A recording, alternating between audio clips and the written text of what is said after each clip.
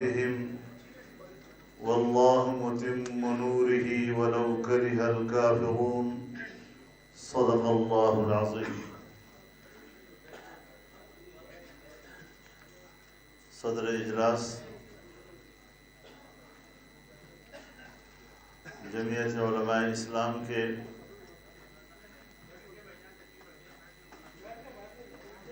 نہایت ہی ذمہ دار اور مجاہد ساتھیوں،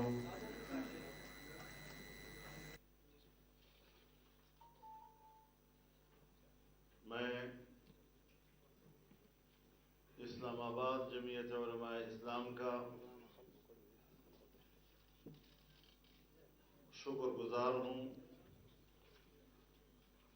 اور بالخصوص بارہ کے دوستوں کا کہ بارہ کے علاقے میں شاید یہ کارکنوں کا پہلا اجتماع ہے جس میں میں شریک ہو رہا ہوں۔ اللہ رب العزت ہمارے اس اجتماع کو قبول فرمائے اور اسے ہماری نجات کا سبب اور ذریعہ بنائے۔ میرے محترم دوستوں،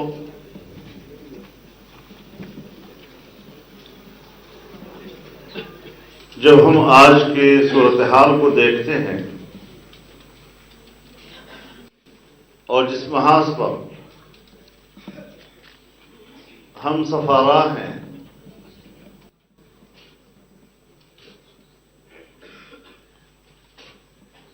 بڑے غور کے ساتھ اگر مطالعہ کیا جائے تو باطل کے مقابلے میں ہماری سفارائی کی یہ تاریخ کوئی 3 صدیوں پر محیط ہے۔ آج اگر ہم نے اپنے ان اکابرین اور اسلاف کا راستہ اختیار کیا ہے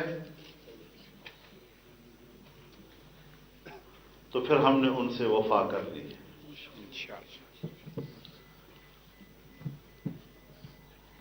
اور وفا کا تقاضا یہ ہے کہ اپنی تمام زندگی حق کی بالادستی اور باطل کو مٹانے کے لیے وقف کر دی جائے۔ یہ وہ میدان ہے اور یہ وہ محاذ ہے جہاں صرف بہادری کام آتی ہے، بزدلی کا اس محاذ سے کوئی سروکار نہیں۔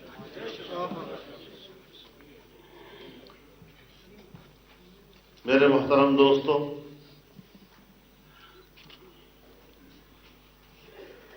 جمعیت علماء کی تاسیس ہوئی، ہمیں اپنے اکابر نے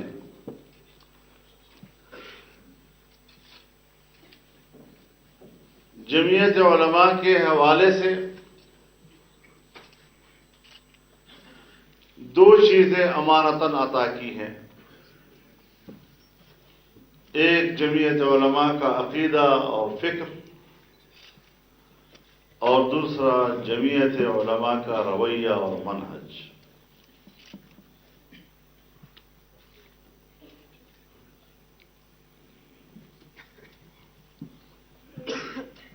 اسلام ایک عالمگیر دین ہے جو ساری انسانیت کو اپنے دامن میں سمیٹنے کا تقاضا کرتا ہے۔ اگر ساری انسانیت کو ہم نے لا الہ الا اللہ کے نعرے پہ اکٹھا کرنا ہے اور اسی بنیاد پر ہم نے اس کو اخوت کے دھاگے میں پرونا ہے، تو پھر تعصب، نفرت، فرقہ واریت، علاقائیت، لسانیت اور اس قسم کے تعصبات سے ہمیں دور رہنا ہوگا۔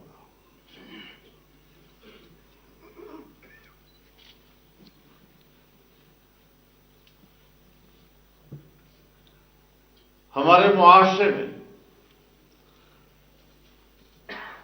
امت کی تقسیم اور اپنے مقاصد سے خود کو دور کرنے کا جو ہم جیسے لوگوں کو درپیش فتنہ ہے وہ فرقہ واریت ہے۔ ہم مذہبی لوگ ہیں، ہم دین اسلام کے داعی ہیں، اور جناب رسول اللہ صلی اللہ علیہ وسلم کو رحمت للعالمین سمجھتے ہیں۔ جس ذات اقدس کو ہم رحمت للعالمین سمجھیں، اس کے پیغام میں نفرت اور تعصب کی گنجائش نہیں ہو سکتی۔ آپ اگر سیاست میں ہیں اور آپ کی سیاست بھی انتخابی سیاست ہے تو آپ نے اپنی قوت کو بڑھانا ہے، اور اس قوت کو بڑھاتے بڑھاتے اگر کل آپ کو حکومت مل جاتی ہے تو حکومت کے بعد پھر آپ نے کسی فرقے کے ساتھ امتیازی سلوک کرنا ہے،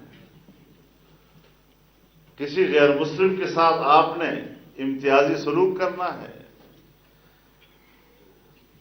تو جس جماعت کا جو میدان ہے اقتدار میں آنے سے پہلے بھی آپ کو ہر شہری کے ساتھ اسی نہج پر اپنے تعلقات استوار کرنے ہوں گے اور وہی پیغام دینا ہوگا جو کل آپ کی حکومت کا منشور بن سکے۔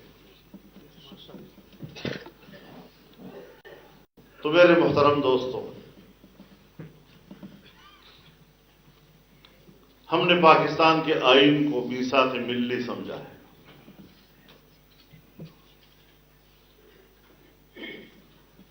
آئین کے بہت سے مندرجات سے ہمارا اختلاف ہے، لیکن اس کی اصلاح کے لیے تحریک بننا ہے۔ اس کی اصلاح انہی اداروں میں کرنی ہے جو ادارے اس کی اصلاح کے لیے قائم کیے گئے ہیں، اور حکومت و سیاست بغیر قوت کے نہیں ہو سکتی۔ آپ پرخلوص گفتگو کریں، آپ بہت ہی اخلاص بھرا نظریہ پیش کریں، لیکن اگر اس نظریے کے لیے آپ قوت کو مجتمع نہ کر سکیں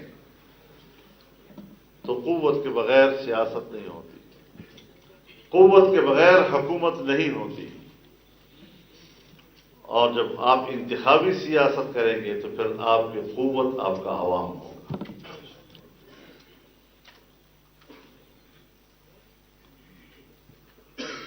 پبلک کو خطاب کرنا ہوگا، پبلک کو اعتماد دینا ہوگا کہ اگر کوئی ظالم تم پر ظلم کرتا ہے تو میں آپ کا تحفظ کر سکتا ہوں، اگر آپ کی کوئی مشکل ہے تو میں اس مشکل میں آپ کے کام آ سکتا ہوں۔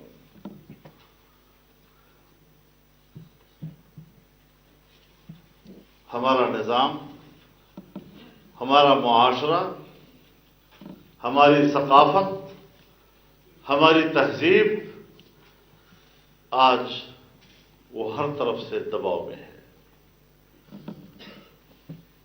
عالمی سازشوں کے دباؤ میں ہے،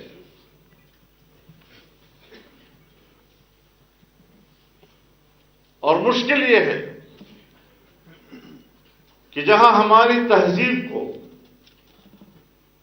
اپنی رنگ میں بدلنے کے لیے مغرب کے ادارے کام کر رہے ہوتے ہیں،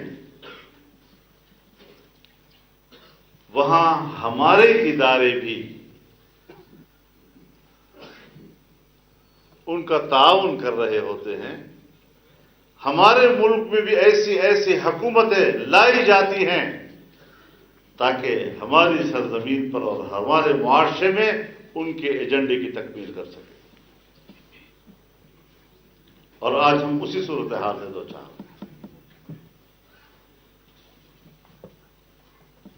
اگر ہمارے آئین کی ایک اسلامی حیثیت ہے اور اگر قوم یہ سمجھتی ہے کہ ہمارا آئین اس ملک میں قرآن و سنت کے نظام کو بنیاد فراہم کرتا ہے تو دنیا آپ کے آئین کی اس حیثیت کو ختم کرنا چاہتے ہیں.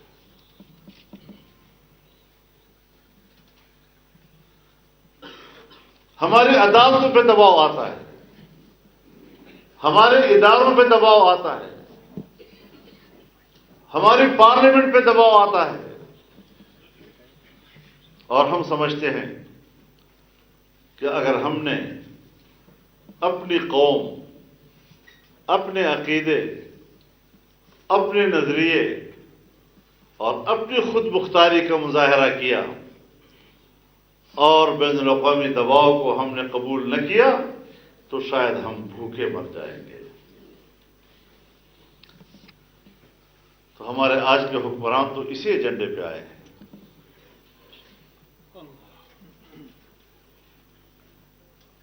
اور بدبختی ان کی یہ ہے کہ نہ وہ نظریاتی حوالے سے بین الاقوامی ایجنڈے کی تکمیل کر سکے اور نہ ہی ہمارے ملک کے اندر معیشت کو ٹھیک کر سکے. اگر ان کا یہ خیال ہے کہ آئین کی اسلامی حیثیت کو ختم کیا جائے اور ان کے اسلامی دفعات کا خاتمہ کیا جائے تو جب تک جمعیت علماء ہے انشاءاللہ وہ کامیاب نہیں ہو سکے. نعرہ تکبیر! جمعیت علماء اسلام! جمعیت علماء اسلام! قائد جمعیت حضرت مولانا فضل الرحمان! اگر ان کا یہ خیال ہے کہ ہم آئین سے ختم نبوت کے شک ختم کر دیں گے, اگر ان کا یہ خیال ہے کہ ہم آئین سے ناموس رسالت کے شک ختم کر دیں گے, اگر ان کا یہ خیال ہے کہ ہم اسرائیل کو تسلیم کر لیں گے تو ہم واضح طور پر ان کو کہنا چاہتے ہیں کہ ہم آپ کو ایسا نہیں کرنے دیں گے چاہے کتنی بڑی قربانی دے دیں. للکار ہے, للکار ہے, للکار ہے, للکار ہے, للکار ہے, للکار ہے, للکار ہے, للکار ہے, للکار ہے, للکار. تو میرے محترم دوستو,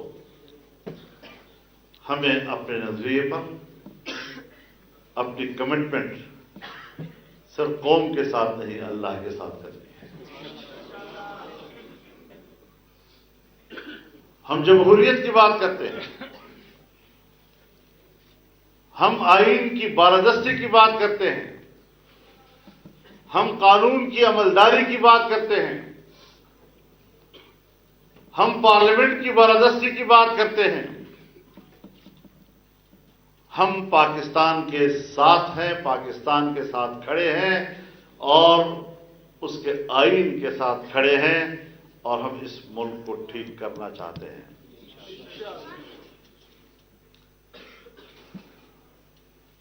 لیکن ایسے حکمرانوں کو بھی چلتا کرنا ہوگا اور جو قوتیں سمجھتی ہیں کہ ہم اس نالائق اور ناجائز حکومت کو سہارا دے سکتے ہیں, ان کو بھی اپنا سہارا کھینچنا ہوگا, ورنہ پھر قوم ان کے بارے میں بھی کوئی فیصلہ اور رائے قائم کر سکتی ہے.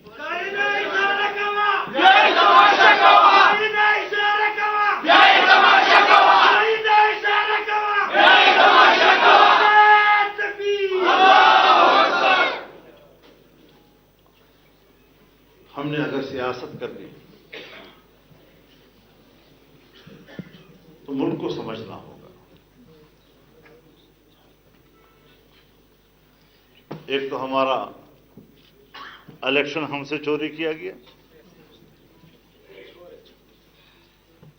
دوسروں کو چور کہنے والے پورے حکومت کو چوری کر لیتے،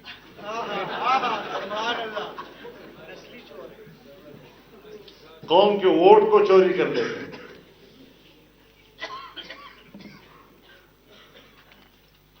اور پھر دھڑلے سے کہتے ہیں ہم نے نہیں کیا۔ جرم تو یہ ہے کہ اپنا جرم مانتے بھی نہیں، اور اگر آپ نے کہا کہ آپ مجرم ہیں تو ناراض بھی ہوتے ہیں۔ لیکن اس ملک کو ٹھیک کرنا ہوگا، ہر ایک کو اپنے اپنے دائرے کی طرف واپس جانا ہوگا۔ اپنا کام کریں، بسم اللہ، ہم آپ کے ساتھ کھڑے ہیں، ہم ملک کے وفادار ہیں۔ ایک عادت تھی انگریز کی، انگریز کا معیار اپنا تھا، اس کے نزدیک اپنے ساتھ وفاداری یہ اصل وفاداری تھی، ہندوستان سے وفاداری یہ غداری تھی۔ خدا کے لیے پاکستان کو اس طرح کا مت بناؤ کہ ایک ادارہ یہ سمجھے کہ میرے ساتھ وفادار ہے تو وہ پاکستان کا وفادار ہے، لیکن اگر مجھ سے اختلاف کرتا ہے تو پھر وہ غدار ہے، چاہے 1000 دفعہ وہ پاکستان کا وفادار ہو۔ تو ہم آج بھی کہنا چاہتے ہیں کہ ہم پاکستان کے ساتھ وفادار ہیں، تم سے بھی بڑھ کر وفادار ہیں۔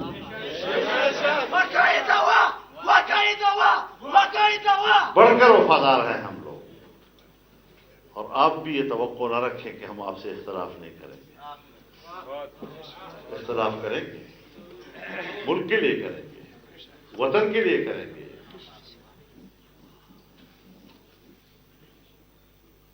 آپ ہم سے اپنے آپ کو الگ مخلوق مت سمجھیں، ہم اپنے آپ کو آپ سے الگ مخلوق نہیں سمجھتے۔ ایک قوم کے تصور سے ہم مل کر رہنا چاہتے ہیں۔ اگر میں غلطی کروں اور مجھ پر تنقید کرنا جائز ہے تو پھر کوئی اور غلطی کرے تو اس پر بھی تنقید کرنا جائز ہے۔ لیکن ہمارے ملک پر ایک ناجائز حکومت مسلط کر دی گئی، اور 2.5 سال میں اس نے ثابت کر دیا کہ وہ نالائق اور نااہل بھی ہے۔ ملک کی معیشت تباہ و برباد کر کے رکھتی ہے، اور ابھی تک یہ پچھلی حکومتوں کی ہے، یہ پچھلی حکومت، اور پچھلی، یہ کب تک کہتے رہو گے؟ اب ان الفاظ میں طاقت نہیں رہی۔ جو حکومت آتی ہے وہ پچھلی حکومت کے بارے میں جو ایسی بات کرتی ہے، چند مہینے وہ چل جاتی ہے، پھر آگے جا کر اپنی کارکردگی کی بنیاد پر آپ نے بات کرنی ہوتی ہے۔ 5 سال گزر جائیں گے اور آپ یہی کہتے رہیں گے۔ اپنی نااہلی تسلیم کر لو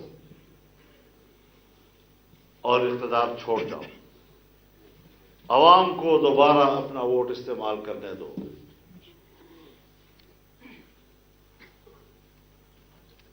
اور طاقتور قوتیں ملک کی محافظ بنے، ایک ناجائز حکومت کی محافظ نہ بنے۔ للکار ہے، للکار ہے، للکار ہے، للکار ہے، میرے محترم دوستوں، میرے محترم دوستوں، جمعیت علماء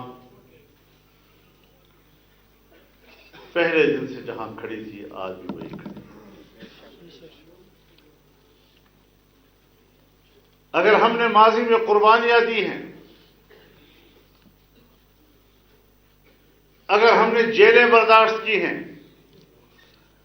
اگر ہمارے اسلاف نے میدانوں میں اپنے جانوں کے نذرانے پیش کیے ہیں، تو یہ ساری قربانیاں پیچھے ہٹنے کے لیے نہیں ہیں، آگے بڑھنے کے لیے۔ تو آپ نے آگے بڑھنا ہے۔ انشاءاللہ، لبیک۔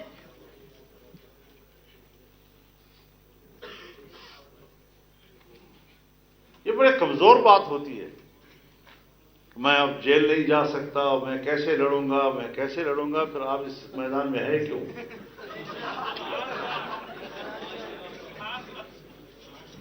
سیاست میں ہے تو اقتدار بھی راستے میں آئے گا، جیل بھی راستے میں آئے گا، برابر برابر راستے میں آتے ہیں۔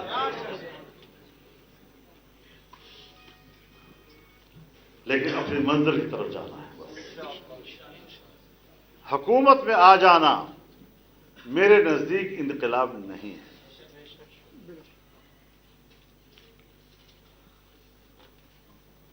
جمہوری نظام میں عوام کے ووٹ سے اقتدار میں آ جانا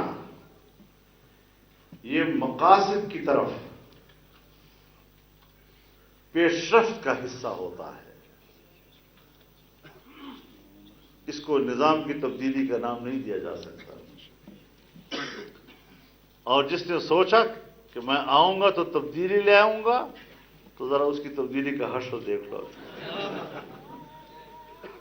یعنی اس کا معنی یہ ہے کہ سیاست کے ابجد سے واقف نہیں، سیاست کے اصول سے واقف نہیں ہے۔ جس نے گرم زمین نہیں دیکھی آج تک، جو بین الاقوامی قوتوں کا ایجنٹ بن کر آتا ہے اور اس کے ایجنڈے کی تکمیل کے لیے جو کہا تھا جیسے نہیں کہا تھا، کسی ایک بات پر تو شرمندہ ہو جانا چاہیے۔ یہاں تو سرے سے شرم نام کی کوئی چیز ہی نہیں ہے۔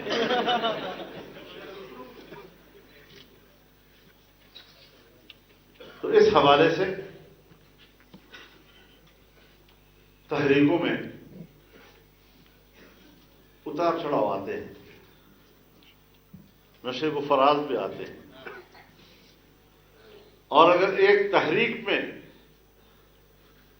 کئی جماعتیں، کئی پارٹیاں شامل ہوں تو ہر پارٹی کی اپنی سوچ ہوتی ہے، اس کا اپنا منشور بھی ہوتا ہے، اس کا کسی بھی مسئلے پر اپنا ایک نقطہ نظر بھی ہوتا ہے، تو پھر ان کو بھی ساتھ ساتھ چلانا یہ سیاست کا سب سے مشکل ترین کام ہوا کرتا ہے۔ لیکن انشاءاللہ پاکستان ڈیموکریٹک موومنٹ، اس پر بھی ایسے حالات آتے رہتے ہیں، لیکن انشاءاللہ العزیز خوش اسلوبی کے ساتھ اس کو آگے بڑھائیں گے۔ تحریکیں رکتی نہیں ہیں، سب ساتھ رہیں یا کوئی ایک آدھ ساتھ نہ رہے، تب بھی جو منزل طے کی جاتی ہے اس کی طرف سفر جاری رہتا ہے۔ بنیادی چیز یہ ہے کہ آپ کے اس موقف کو عوام کی کیا تائید حاصل ہے۔ اگر عوام آپ کو سپورٹ کر رہے ہیں تو ایک اکیلی جماعت بھی ملک کے اندر تبدیلی لے آتی ہے۔ تو انشاءاللہ العزیز سیاست مایوسی کا نام نہیں ہے، سیاست پر امید ہونے کا نام ہے، سیاست بزدلی کا نام نہیں، سیاست جرت کا نام ہے، سیاست حوصلے کا نام ہے، سیاست برداشت کا نام ہے، سیاست تدبیر اور تدبر کا نام ہے، سیاست انتظام کا نام ہے، اور انشاءاللہ العزیز جمعیت علماء اسلام قوم کو مایوس نہیں ہونے دے گی، اور جمعیت علماء اسلام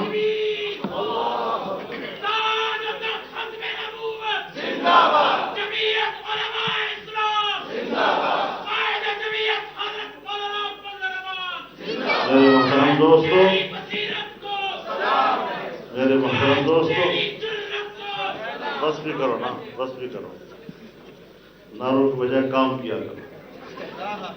ایک نعرہ لگا لیا اور سمجھ لیا کہ دنیا فتح کر دی۔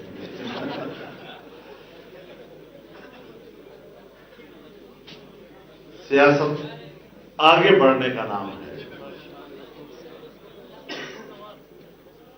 مورچے جنگ میں تبدیل ہوتے رہتے ہیں.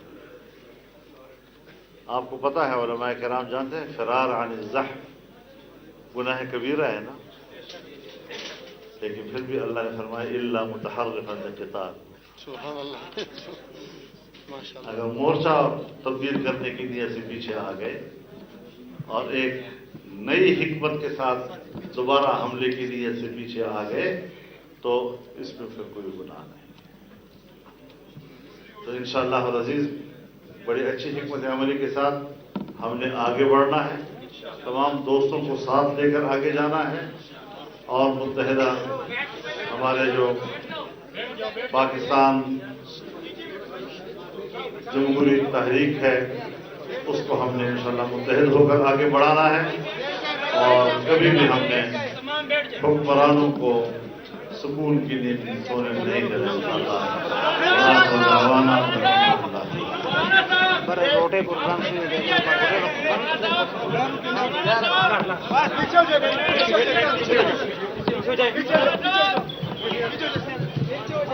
بھائی یہ اعلان سن لیجیے، جناب شیر اللہ شاکر صاحب اپنے سینکڑوں ساتھیوں کے ساتھ جمعیت علماء اسلام میں شمولیت کا اعلان کرتے ہیں، اور اسی